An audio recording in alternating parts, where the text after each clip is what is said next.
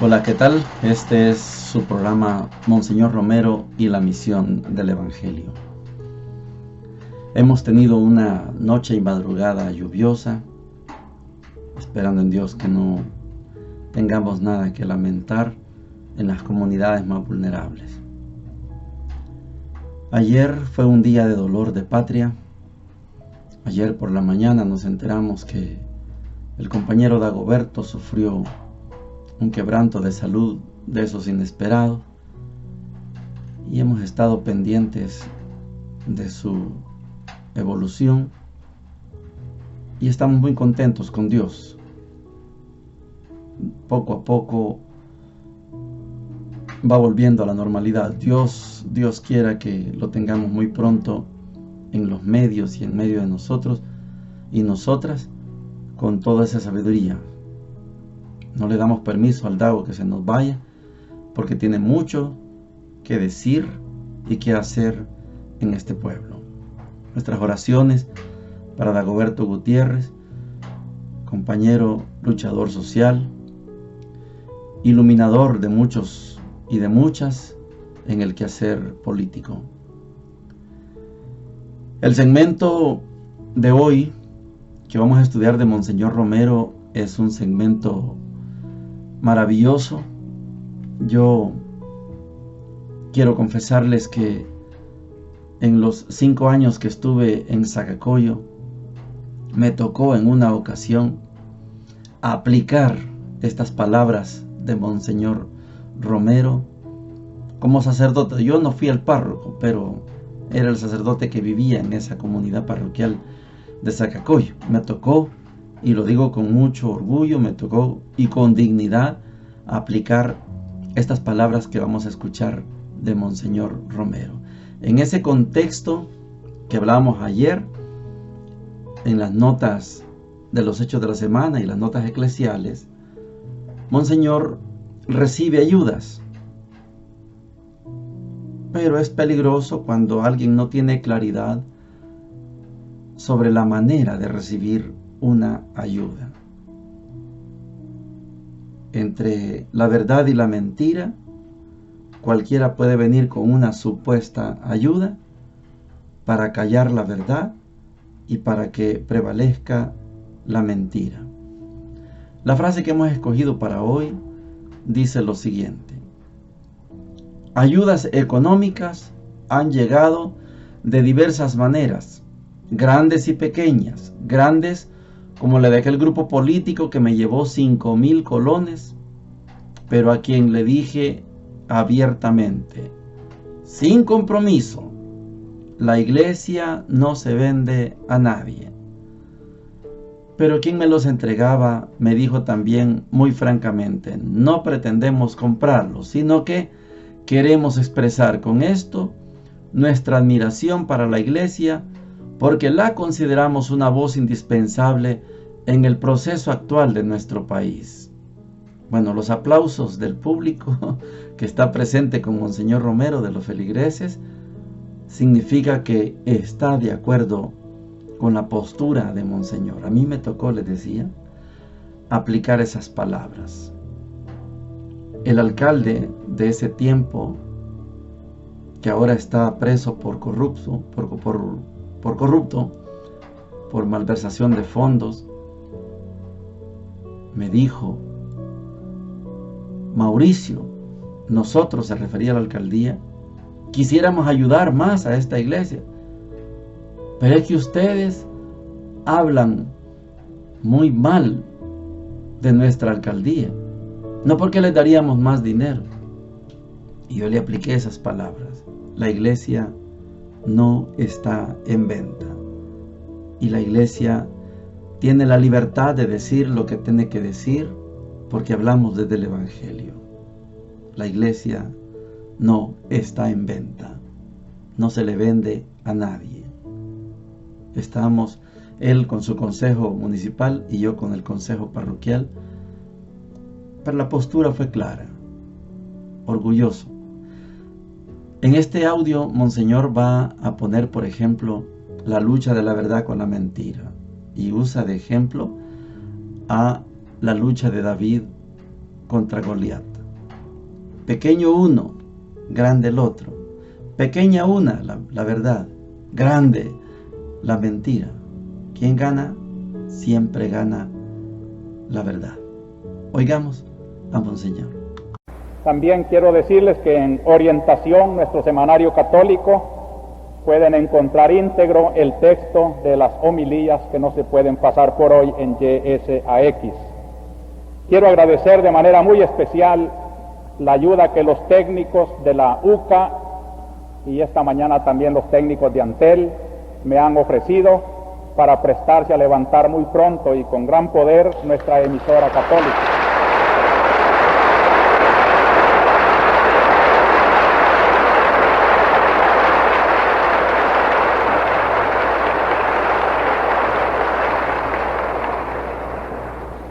Ayudas económicas han llegado de diversas maneras, grandes y pequeñas.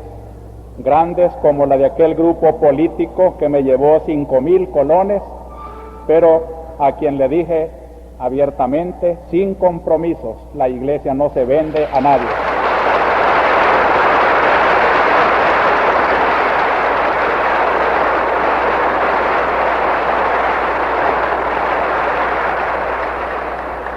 Pero quien me los entregaba me dijo también muy francamente, no pretendemos comprarlos, sino que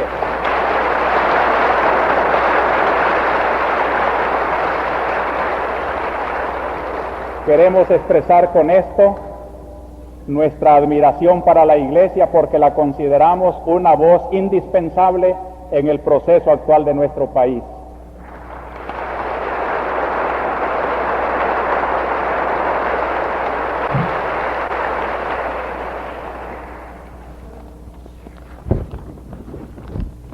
Muchas cartitas con el lenguaje sencillo del campo me llenan de mucha emoción porque de veras siento el gran bien que hace nuestra emisora y el gran mal que han hecho los enemigos de la iglesia al quitarle esta voz a la iglesia.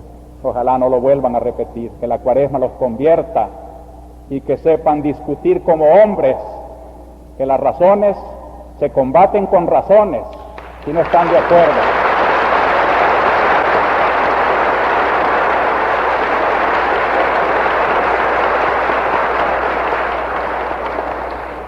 Pero que jamás se use la fuerza bruta para querer callar una voz de la verdad que puede ser más débil en el sentido físico.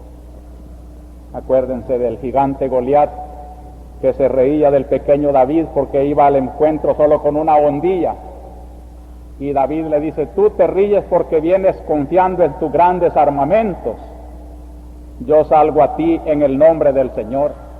Y en el nombre del Señor mueve su hondilla y se la clava la piedra en la frente y el gigante queda vencido por el pequeño David.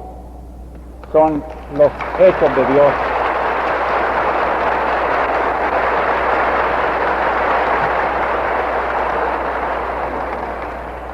La verdad físicamente puede ser muy débil como el pequeño David.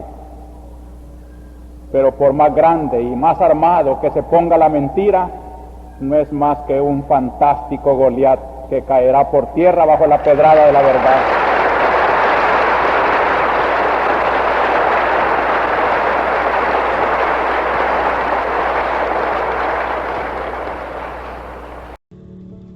Llegamos a la sección de la palabra de Dios. Estamos en el libro del Génesis, viendo cómo se va desarrollando eso que reconocemos como el pueblo de Dios, refiriéndonos al pueblo hebreo que después va a tomar el nombre de Israel. Por ahora hemos venido acompañando al fundador de ese pueblo, el pueblo hebreo, por medio de Isaac, y el pueblo árabe por medio de Ismael. Las dos corrientes monoteístas. En otros lados hay corrientes politeístas. Los griegos, los romanos, los egipcios, los mesopotámicos, son corrientes politeístas. Dichosos y dichosas quienes pertenecemos a esta filosofía monoteísta. Hoy vamos a leer Génesis, los capítulos 23 y 24. Vamos a ver ya la irrupción del hijo de Abraham llamado Isaac. Génesis 23 y 24 dice lo siguiente: Sara vivió 127 años y murió en Villa Arba, hoy Hebrón, en país cananeo. Abraham fue a hacer duelo y a llorar a su mujer. Después dejó a su difunta y habló a los hititas: Yo soy un forastero residente entre ustedes. Denme un sepulcro en propiedad, en terreno suyo, para enterrar a mi difunta. Después, Abraham enterró a Sara, su mujer, en la cueva del campo de Macpela, frente a Mamre, hoy Hebrón, en país cananeo. Abraham era viejo de edad avanzada. El Señor lo había bendecido en todo. Abraham dijo al criado más viejo de su casa, que administraba todas las posesiones: Pon tu mano bajo mi muslo y júrame por el Señor, Dios del cielo y Dios de la tierra, que cuando le busques mujer a mi hijo, no la escogerás entre los cananeos en cuya tierra habito, sino que irás a mi tierra nativa y allí buscarás mujer a mi hijo Isaac. El criado contestó: Y si la mujer no quiere venir conmigo a esta tierra, ¿tengo que llevar a tu hijo a la tierra de donde saliste? Abraham le replicó: De ninguna manera lleves a mi hijo allá. El Señor Dios del cielo, que me sacó de la casa paterna y del país nativo, que me juró: a tu descendencia daré esta tierra, enviará su ángel delante de ti y traerás de ahí mujer para mi hijo. Pero si la mujer no quiere venir contigo, quedas libre del juramento. Solo que a mi hijo no lo lleves allá.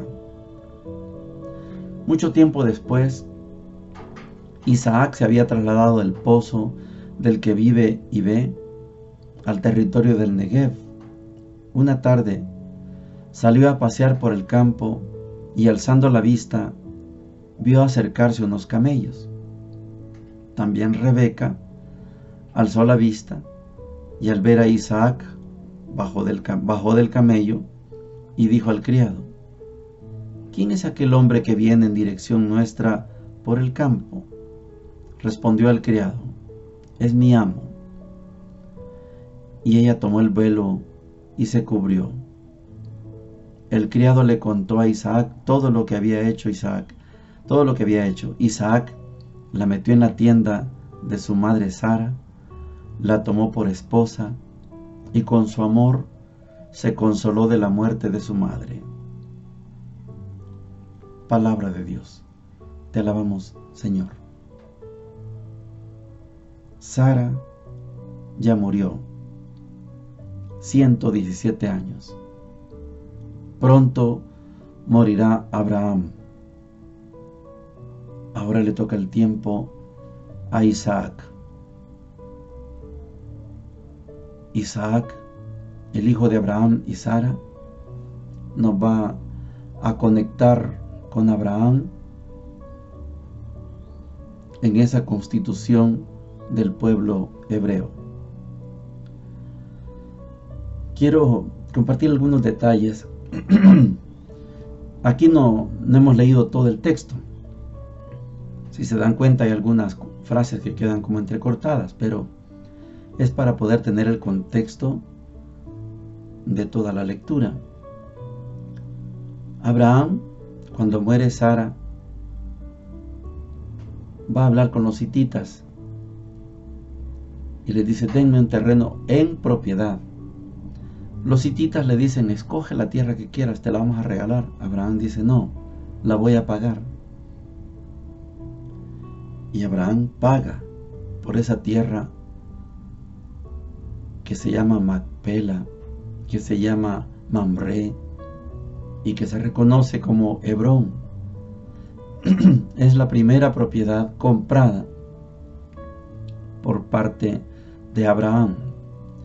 En la antigüedad hay que distinguir tierras compradas, tierras regaladas y tierras conquistadas. Israel conquistó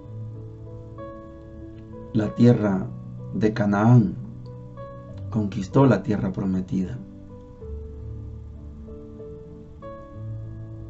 Nadie le regaló la tierra a Israel en el Antiguo Testamento. Israel nunca pagó por una tierra en el Antiguo Testamento.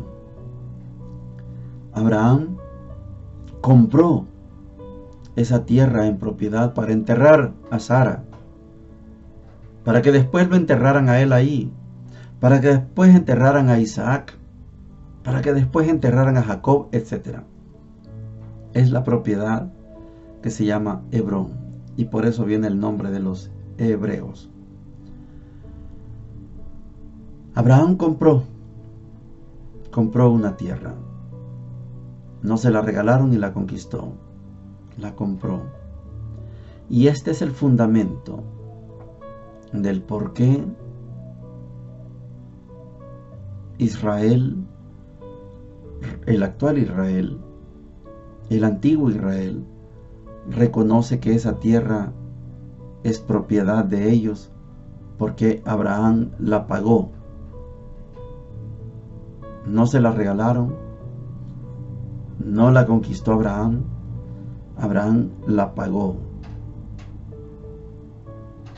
Es cierto que hay hititas, sí, y hay jebuseos, filisteos y cananeos, y hay una cantidad de gente viviendo esa tierra, pero como Abraham la compró, entonces la conquista se le puede llamar también como una recuperación de la tierra que Abraham dejó en propiedad a su descendencia, porque la compró. Esto es más profundo de lo que estamos hablando, pero queda por lo menos la pincelada. Así se justifica. Y ahora viene apareciendo ya en el tinglado Isaac. Ya su nombre, ya tiene que hacer su familia. El celo de Abraham es que tiene que ser una mujer original de Ur de los Caldeos, de Mesopotamia. Isaac no va a casarse con una cananea, con una hitita, no. ¿Cómo va a llegar esa mujer? Pues aquí se describe una mujer que va en una caravana, es divisada a lo lejos. Ella también divisa a lo lejos a Isaac, se interesan y terminan siendo una pareja. Ya vamos a ver cómo avanza Isaac con su esposa Rebeca. El evangelio de hoy está tomado de el evangelio de Mateo, capítulo 9, versículos del 9 al 13, y dice lo siguiente: en aquel tiempo vio Jesús al pasar a un hombre llamado Mateo sentado al mostrador de los impuestos y le dijo: sígueme. Él se levantó y lo siguió. Y estando en la mesa en casa de Mateo, muchos publicanos y pecadores que habían acudido se sentaron con Jesús y sus discípulos. Los fariseos, al verlo, preguntaron a los discípulos: ¿cómo es que su maestro come con publicanos y pecadores? Jesús lo oyó y dijo: no tienen necesidad de médico los sanos, sino los enfermos.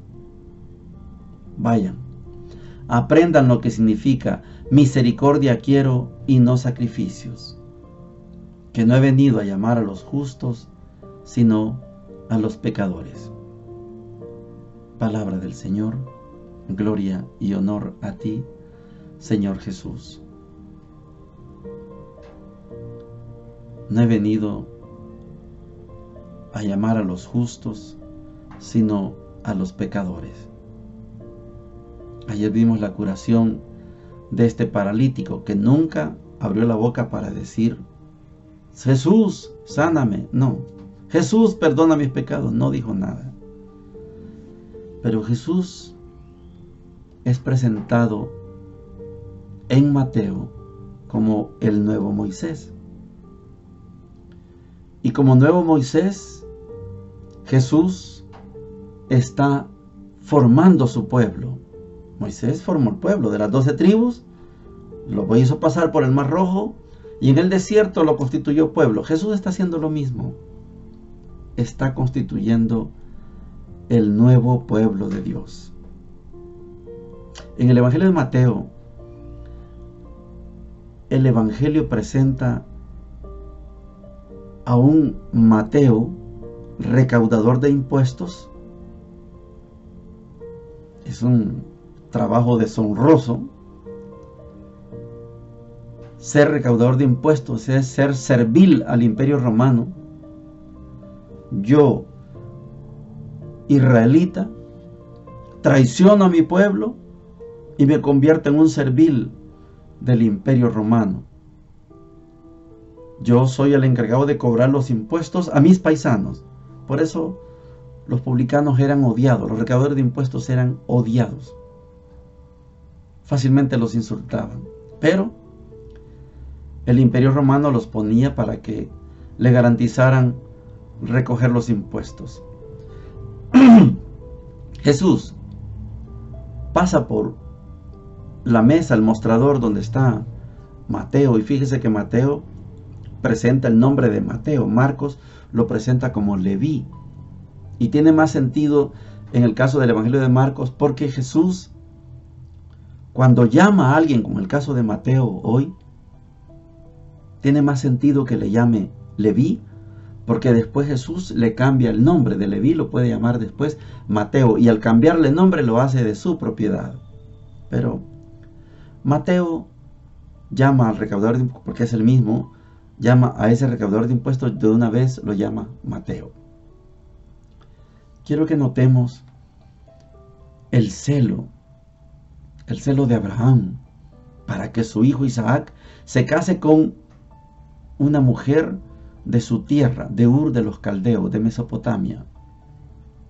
Y el celo de los fariseos es completamente distinto, no es nada original. Porque los fariseos se consideran santos, por eso ellos desprecian a los pecadores. ¿Cómo es que el maestro está sentado con pecadores, con publicanos? Los fariseos no entienden que Jesús está constituyendo, formando el nuevo pueblo.